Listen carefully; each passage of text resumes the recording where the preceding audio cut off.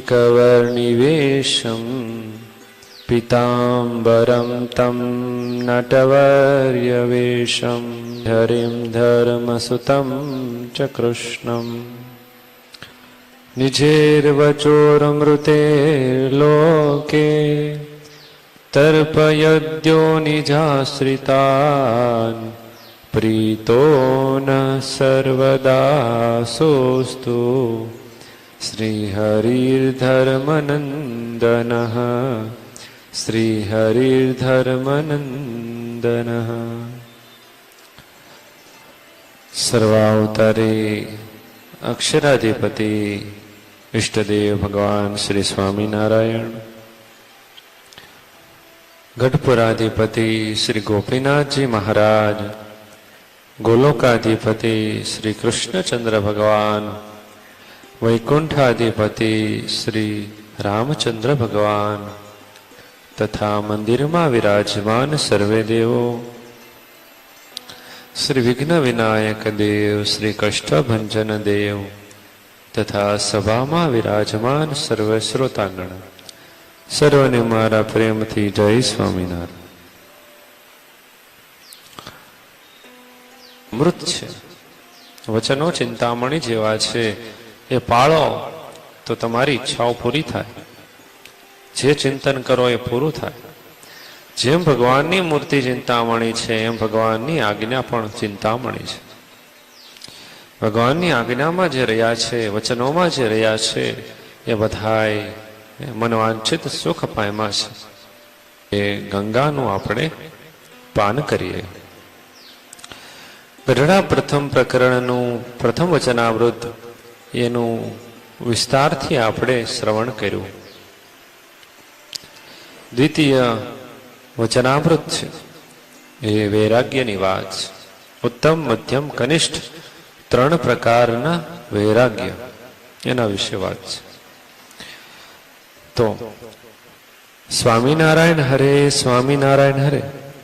संवत 1876 माक्षर सुदी पंचमी ने दिवस श्रीजी महाराज श्री गढ़ડા मध्य दादा खाचरना दरबार में रात्रि ने समय विराजमान हता अने सर्व श्वेत वस्त्र धारण कर्या हता अने पोताना मुखारविंदनी आगळ साधु तथा देश देशना हरिभक्तनी सभा भराईने बैठी हती।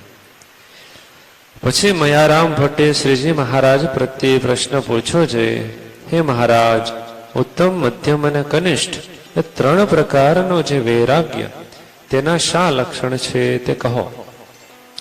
त्यारे श्रीजी महाराज बोल्या जे, उत्तम वैराग्य छे ने होय ते परमेश्वरनी आज्ञाए करीने अथवा पोताना प्रारब्ध कर्म वशे करीने व्यवहारमां रहे, पण ते व्यवहारमां जनक राजानी पेठे लोपाय नहीं अने शब्द स्पर्श रूप रस अने गंध ए पंच प्रकारना जे उत्तम विषय ते पोताना प्रारब्ध अनुसार प्राप्त थाय तेने भोगवे, पण प्रीतिए रहित उदास थको भोगवे अने ते विषय एने लोपी शके नहीं।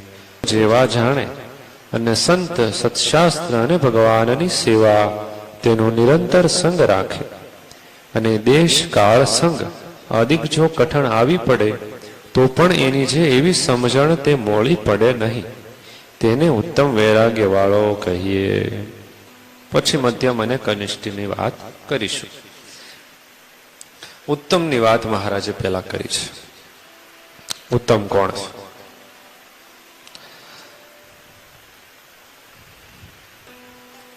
उत्तम वैराग्य वाळो। सौप्रथम महाराजे शुं कीधुं के परमेश्वरनी आज्ञाए करीने अथवा पोताना प्रारब्ध कर्म अवश्य करीने व्यवहारमां रहे, पण जनक राजानी पेठे लोपाय नहीं। हवे जनक राजा लोपाणा नहोता ए खबर केम पड़े? जाणवू पड़े ने एना विषे। तो महाराजे कह्युं के व्यवहारमां रहे, भगवाननी आज्ञा होय के पोतानुं भाग होय, प्रारब्ध होय, पण महाराजनो कहेवानो मतलब छे जनक राजानी पेठे। तो आपणे प्रसंग जनक राजानो सांभळ्यो छे, થોડોક વિસ્તાર કરીએ। સુલભા સંન્યાસિની વાત મહારાજે વચનામૃતમાં કહી. એને વિચાર થયો કે કોઈ પુરુષ હોય તો રમીએ, કહેતા પુરુષની સાથે ક્રીડા કરીએ, રમત કરીએ. એટલે થયું કોણ છે એવું? જનકની કીર્તિ બહુ છે, આપણે ત્યાં જઈએ. એટલે એ સંન્યાસિની જનક રાજાના દરબારમાં આવી છે અને જનક રાજાને મોહ પમાડવા માટે પોતાની યોગ શક્તિનો ઉપયોગ કર્યો છે. જનક રાજાનું મન લોભાય છે કે નહીં, ઘણો પ્રયત્ન કર્યો, પણ જનક રાજાએ કહ્યું, સાંભળ હે સુલભા, સાંભળ. મારા ગુરુ પંચશીખ અષ્ટાવક્ર એને મને સાંખ્ય અને યોગ બંનેનું જ્ઞાન આપ્યું છે. એટલે હું વ્યવહારમાં રહ્યો છું, છતાંય મારું એક શરીર એક બાજુ તલવારથી કાપે અને બીજી બાજુ ચંદનની અર્ચા કરે, છતાં પણ એમાં ફેર ન પડે. હો, સાંભળી લે સુલભા, તું મને મોહ પમાડવાનું કરે છે, પણ મારા ગુરુ એની મારી ઉપર કૃપા છે, તારું કઈ ચાલશે નહીં. એવા એ જનક રાજા મહારાજે ખૂબ યાદ કર્યા છે. બીજો પ્રસંગ મહારાજે કહ્યો કે નવ યોગેશ્વર આવ્યા, કપિ, હરિ, પ્રબુદ્ધ, અંતરિક્ષ, આવિર્હોત્ર, પીપલાયન, દ્રુમિલ, ચમસ, કરભાજન, નવ યોગેશ્વર આવ્યા.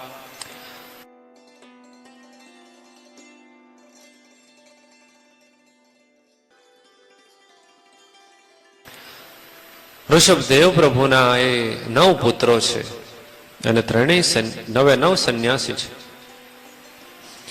જનક રાજાના દરબારમાં આવ્યા છે. જનક રાજા દોડ્યા છે અને પોતાનો ખેસ લઈ 9 યોગેશ્વર ફરતે વીટી અને એક સાથે 9 ને ભેટ્યા છે.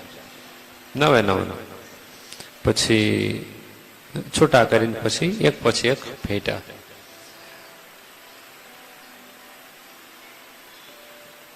એટલે બધે પ્રશ્ન પૂછો કે ભાઈ આવું કાં કર્યું, એટલે શું ઉતાવળ છે બધી? પેલા બધા એક સાથે પછી એક પછી આવું કેમ? હે ઋષિઓ, હે યોગેશ્વરો, આ શરીર તો ક્ષણભંગુર છે, ક્યારે પડી જાય એનું કાંઈ નક્કી નથી. ગમે ત્યારે શરીર પડી જશે. શરીરનો કોઈ મેળ નથી, ક્યારે મૃત્યુ આવે.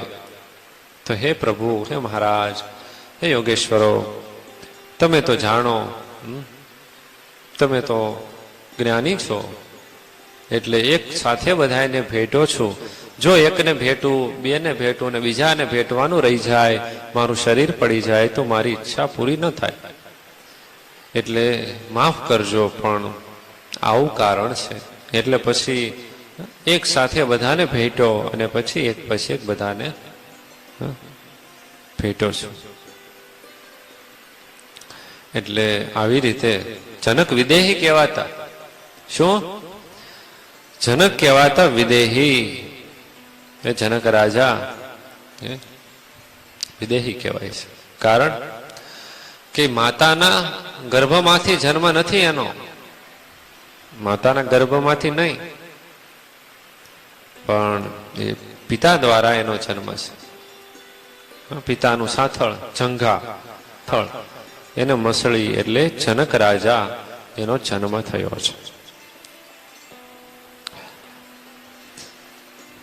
જનક રાજા ચંદ્રવંશમાં થયા છે. કૃષ્ણ પ્રભુનો જે વંશ એ જ યદુવંશ, ચંદ્રવંશ, એમાં જનક રાજા એનો જન્મ થયો છે. યદુ રાજા અને પુરુ રાજા બે અલગ અલગ માના પુત્રો છે, ભાઈઓ છે, પણ બાપ યયાતિ એક છે. એ આગળ પેઢીમાં જનક રાજા, પુરુની પેઢીમાં જનક રાજા અને યદુ રાજા એની પેઢીમાં કૃષ્ણ પ્રભુ પ્રગટ થયા છે. એવા એ જનક રાજા છે.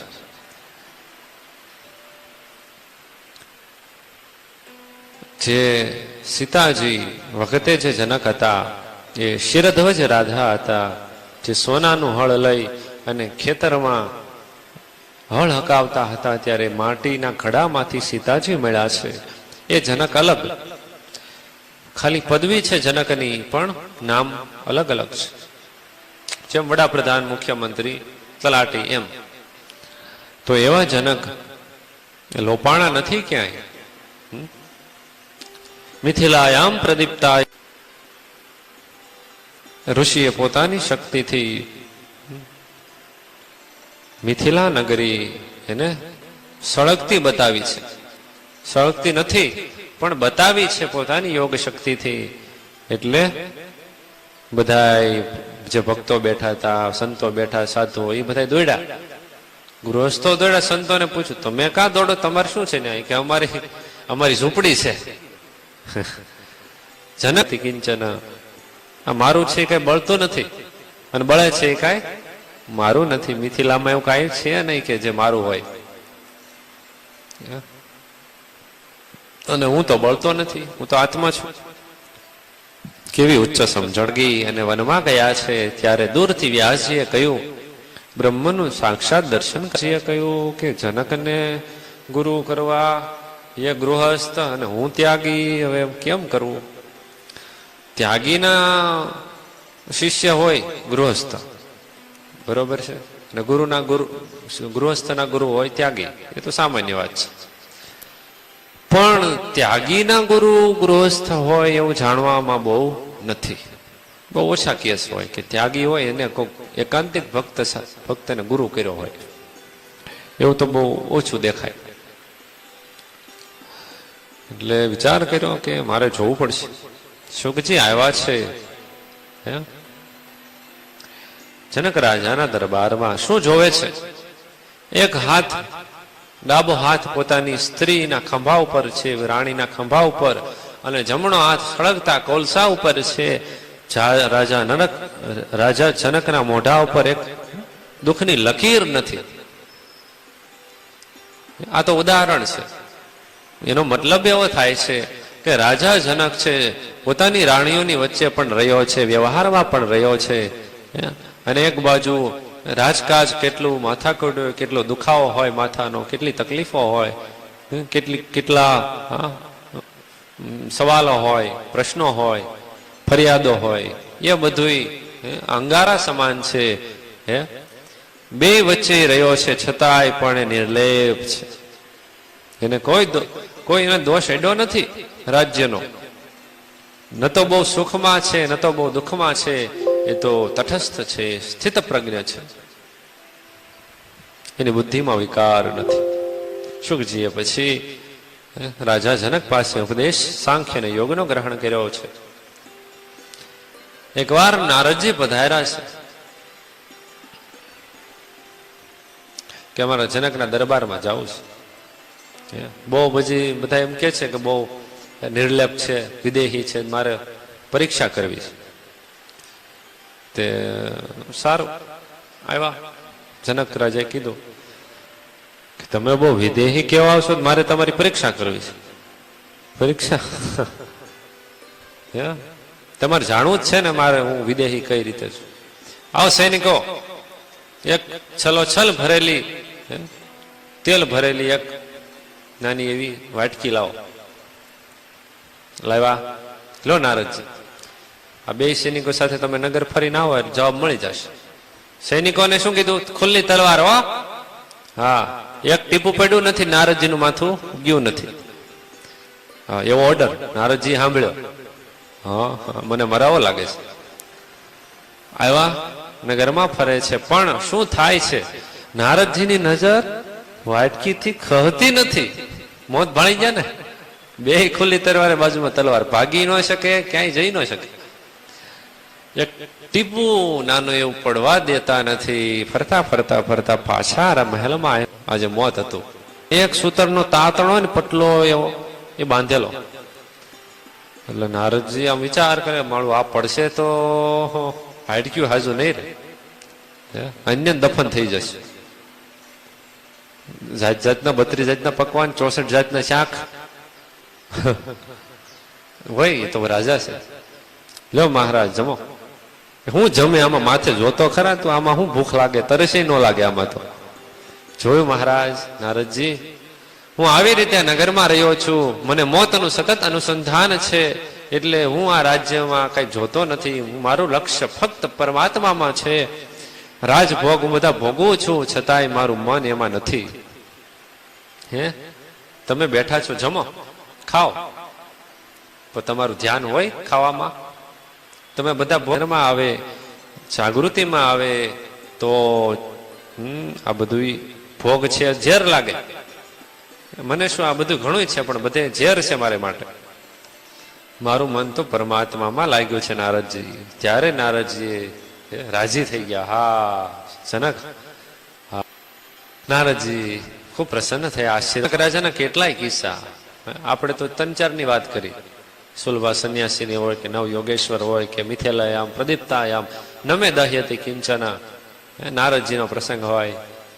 તો જનક રાજાને શાસ્ત્રોમાં ખૂબ યાદ કરવામાં આવ્યા છે. સ્વામિનારાયણ ભગવાને જનક રાજાનું 3-4 વાર નામ લીધું છે. કેવા હશે વિદેહી? નિમિ રાજાના પુત્ર છે. કોણ? કોના? નિમિ રાજા છે. આપણા નેત્રમાં જેનો નિવાસ ઋષિઓએ કરાવ્યો છે, જે પલકારા મારે છે, એ નિમિ રાજાનું કાર્ય છે. નિમેષ કહેવાય. આંખનો એક નિમેષ એટલે 1 મિનિટ, પણ આંખનો મેષ ઉન્મેષ કહેવાય ને, એ નિમિ રાજાનું કાર્ય છે. નેત્રોમાં નિવાસ છે. એ મૃત્યુ થયા એમનું, એટલે એની જંઘા, એનું મર્દન કરી અને જન્મ થયો, એટલે એનું નામ પડ્યું વિદેહી. જનક. જનક એટલે બાપ, બધાનો બાપ. પ્રજાનો બાપ થઈને જે પ્રજા પાલન કરે, રાજ કરે, એને કહેવાય જનક. તો એ વિદેહી હતા. સદેહ વિદેહી, મુક્ત જેવી. શબ્દ 4 શબ્દ. જનક રાજાની પેઠે લોપાય નહીં. 5 જ શબ્દ, છતાં એનો વિસ્તાર કેટલો ગંધ. 5 પ્રકારના જે ઉત્તમ વિષય તે પોતાના પ્રારબ્ધ અનુસારે પ્રાપ્ત થાય, તેને ભોગવે, પણ પ્રીતિએ રહિત ઉદાસ થકો ભોગવે. આપણે વાત થઈ ને, નારદજીને બેસાડ્યા જમવાનું. માથે મણેકનો પથ્થર, પટલો એવો નાનો એવો દોરો, સૂતરનો તાતણો, એનાથી લટકે આવેલો. તોય પછી એનું મન લાગે ખાવામાં. પછી મોત ભાળી જાય. એ માણસ ગમે કરે, એનું મન એમાં ન હોય. એમ શબ્દાદિક શબ્દ, સ્પર્શ, રૂપ, રસ, ગંધ ભોગવે, પણ એનું ધ્યાન હોય નહીં. અને ભોગવા પડે તોય ઝેર જેવા લાગે. ઉદાસ તકો ભોગવે. પાણી પીવું જ પડે, ક્યાં જાવ? તરસ લાગે તો ખાવું જ પડે ખોરાક, ક્યાં જાવ? ભૂખ લાગે, શરીર ટકાવવું છે. પણ એનું ધ્યાન એ ખારું, ખાટું, તીખું, ગળ્યું, મોળું એનામાં નથી.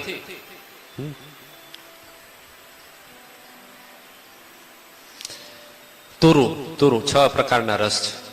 તો એમાં ખાવામાં, પીવામાં, સ્ત્રી રાણીઓ હોય, રાજા તરીકેનું સન્માન. આગળ શું લખ્યું છે? આગળ શું કહે છે મહારાજ? વિષય એને લોપી શકે નહીં. 5 વિષય વાત થઈ ને, એ કઈ એને લોપી ન શકે. જે રહેવું હોય તો રે, એને મનમાં અસર જ નથી, ગમે એ વિષય ભોગ કરે. એનો ત્યાગ મોળો ના પડે. કેતા આ વસ્તુ નહીં એટલે નહીં. ત્યાગ અને વૈરાગ્યમાં ફરક છે.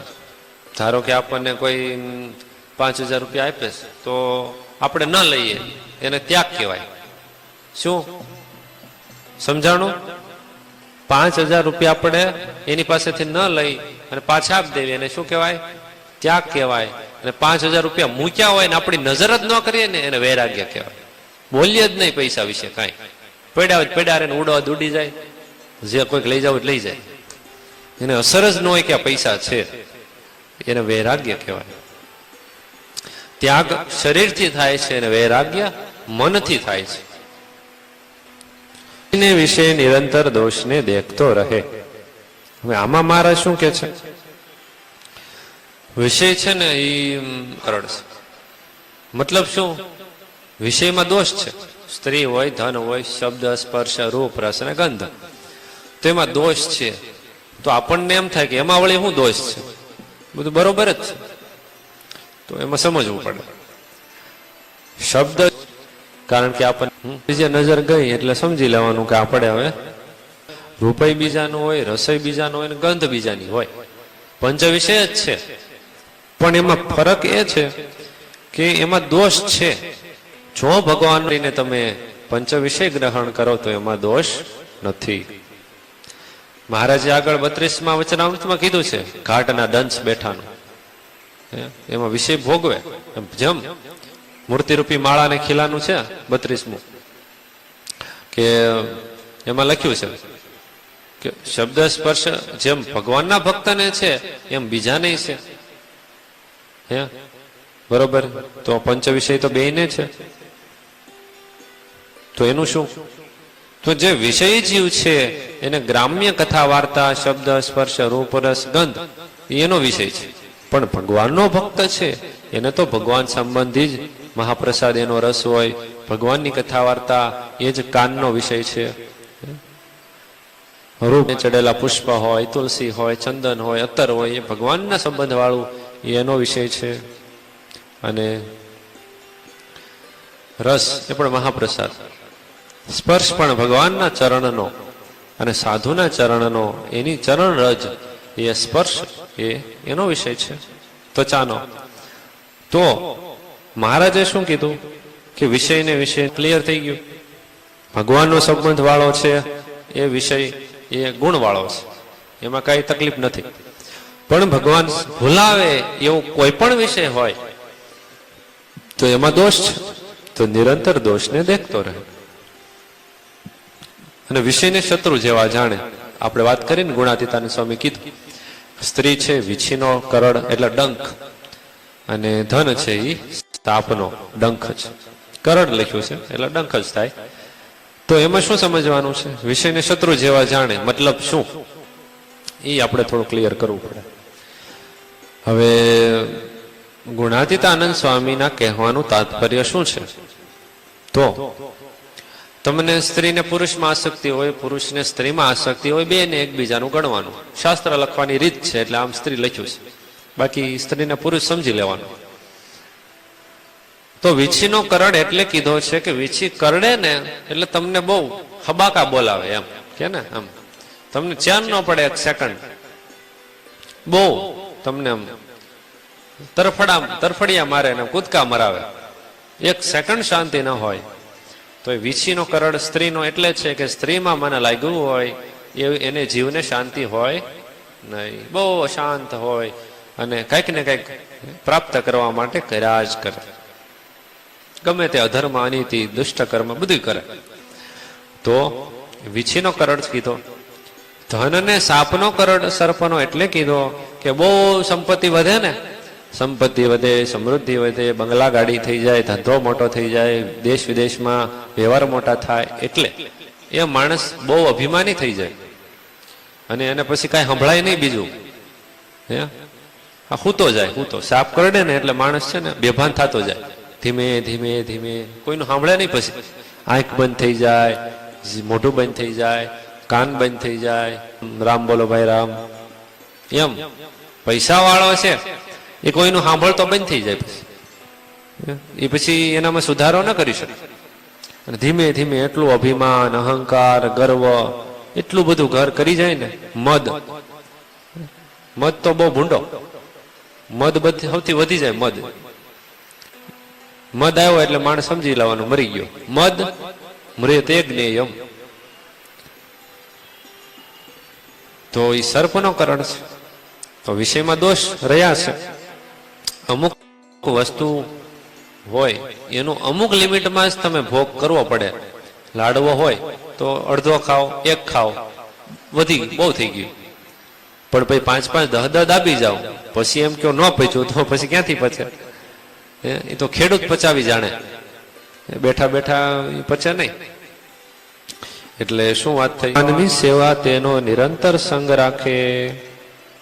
મતલબ શું? સંત, સત્શાસ્ત્ર, ભગવાનની સેવા જ્યારે સમય મળે ત્યારે કરવા માટે તત્પર હોય એનો મતલબ થાય છે. એનો મતલબ આવો થાય, તત્પર હોય. સાધુ એમ કે આ સેવા કરવી છે, તરત દોડ્યો જાય. ભગવાન માટે કઈક સેવા હોય તરત દોડે. વચનામૃત, શિક્ષાપત્રી, સત્સંગી જીવન, સત્સંગી ભૂષણ, આપણા જે કંઈ ભક્ત ચિંતામણી, નિષ્કુળાનંદ કાવ્ય, હરિલીલામૃત સાગર છે, હરિલીલામૃત છે, હરિચરિત્ર ચિંતામણી છે, હરિલીલા કલ્પતરુ છે, શ્રી હરિદિગ્વિજય છે, કેટલા અસંખ્ય ગ્રંથો. એ બધા ગ્રંથોનું સેવન, પઠન, શ્રવણ, કીર્તન સદાય નિરંતર કરતો હોય અને સતત એમાં પ્રીતિ એની હોય તો એવો એ ભક્ત છે ઉત્તમ વૈરાગ્ય વાળો. આગળ મહારાજ શું કહે છે? દેશ કાળ સંગ આદિક જો કઠણ આવી પડે તો પણ એની જેવી સમજણ તે મોળી પડે નહીં. તેને ઉત્તમ વૈરાગ્ય વાળો કહીએ. સમજાણું દેશ કાળાદિક 8 છે એની આપણે સવારમાં સત્સંગી જીવનમાં કયા શુભ છે અને કયા અશુભ છે એની વિસ્તારથી 1 કલાક કથા કરી. દેશ કાળાદિક કયા સારા કયા ખરાબ. તો મહારાજ શું કહે છે કે દેશ કાળ કઠણ આવ્યો તો પણ એના મગજ, એની બુદ્ધિ, એનું મન દબતું નથી. હે ધારો આપણે ઉદાહરણ આપણે લઈએ, કઈક આપણે બહાર ફરવા ગયા હોય, ગૃહસ્થ, આપણે નિયમ જ છે સાધુ ઓલો ગૃહસ્થને કે બહારનું ખાવાનું નહીં, હોટલનું ખાવાનું નિયમ જ છે. નિયમ પાળતા હોય, અમુક ન પણ પાળતા હોય. ચાલો, નિયમ પાળે છે એવો પરિવાર છે, બરોબર છે. હવે ફરવા ગયા, સાથે સામાન હોય, સીધું સામાન, ગેસનો બાટલો બધું હોય, ન કરે નારાયણ, અને જો એમાં કઈક તકલીફ થઈ અને બગડ્યું અને એવો સમય આવ્યો કે હોટલમાં જમવું પડે, તો સમજો ને કે દેશકાળ થોડો કઠણ આવ્યો. હે તો શું કરવું? હોટલમાં ખાવું પડે કે ભૂખ્યા રહેવી. તો એ સમયે રસ્તો ન કાઢે અને હોટલમાં જમી લે તો સમજવાનું કે એની સમજણ મોળી પડી. અને જો એ સમયે કઈ અને તીર્થયાત્રા પોતાની પૂરી કરે, કા પછી ત્યાંથી પાછા આવી જાય તો બરોબર છે. વચ્ચેનો રસ્તો હંમેશા તંત્ર, શાસ્ત્ર, દીક્ષા અને દેવતાનું ધ્યાન આદિક વિપરીત થાય તો પણ એની સમજણ મોળી પડે નહીં. એ ઉત્તમ વૈરાગ્ય વાળો છે. મહારાજે કેટલું ડિટેલમાં કીધું. ઉત્તમ વૈરાગ્ય વાળા એના લક્ષણો ઝાઝા કીધા છે, પછી મધ્યમ ને કનિષ્ઠના લક્ષણો ઓછા છે. સાચો હીરો હોય ને એના લક્ષણો ઝાઝા હોય કે એટલો એનો કઠણ હોય, એટલો ચમકતો હોય, બરોબર, ઝાઝું બધું હોય એમાં. એટલું જ વજન થાય, એટલું કદ હોય તો એટલું જ વજન થાય. કેટલા બધા સ્પેસિફિકેશન હોય ત્યારે અસલી હીરો ઓળખાય. નકલી હોય તો એમાં એટલું જ કહેવાનું હોય કે આ છે ને જોઈ એટલું લાઇટ નથી એટલે નકલી છે. 1-2 પોઈન્ટ જ હોય. નકલી વસ્તુના 1-2 પોઈન્ટ જ હોય, અસલી વસ્તુના ઝાઝા પોઈન્ટ હોય. નકલી સોનું ચડાવેલું હોય ઘરાણું, અને જો અસલી હોય તો એનું અમુક કદ હોય ને એનું અમુક વજન થાય, બરોબર. એને તાણીને લાંબુ ખેંચીને તો અમુક ચોસલો હોય ને તો અમુક મીટર સુધી ખેંચાય, તાર થાય. એ સોનાની અમુક ચોકઠું હોય ને એને તમે આપણે કેમ વરખ, સોનાનો વરખ હોય તો અમુક માપ હોય એનું તમે વરખ બનાવો તો અમુક લંબાઈ પહોળાઈનો એ વરખ થાય. તો એનું કેટલું બધું સ્પેસિફિકેશન હોય સોનાનું. એટલા ઇલેક્ટ્રોન હોય ને એટલા પ્રોટોન હોય. કે દેશ કાળાદિક ઘણા કઠણ આવે પણ ઉત્તમ વૈરાગ્ય વાળો હોય. મારે શું કીધું કે પ્રારબ્ધ વશે કરીને વ્યવહાર મારે, કા ભગવાનની આજ્ઞા કરીને વ્યવહાર મારે, પણ જનક રાજાની પેઠે લોપાય નહીં. શબ્દ, સ્પર્શ, રૂપ, રસ અને ગંધ ઉત્તમ વિષય પ્રારબ્ધ અનુસારે પ્રાપ્ત થાય, પણ ભોગવે તોય પ્રીતિએ રહિત ઉદાસ તકો ભોગવે.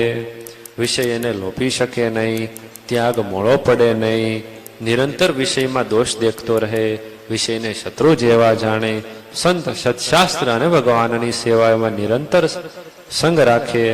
દેશ, કાળ, ક્રિયા, સંગ, મંત્ર, શાસ્ત્ર, દીક્ષા અને ધ્યાન એ વિપરીત થાય, કઠણ થાય તોય એની સમજણ મોડી પડે નહીં.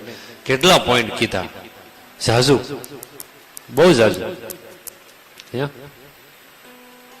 ગણો 1, 2, 3 4 5 6 7 8 9 કેટલા 9 પોઈન્ટ થયા.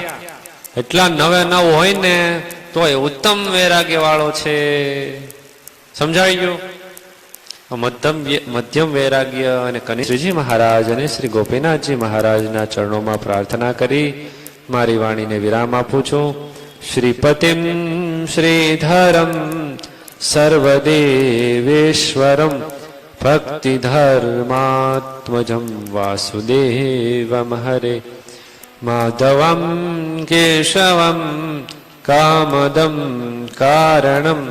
જય શ્રી ગોપીનાથજી મહારાજની જય. શ્રી હરિકૃષ્ણ મહારાજની જય.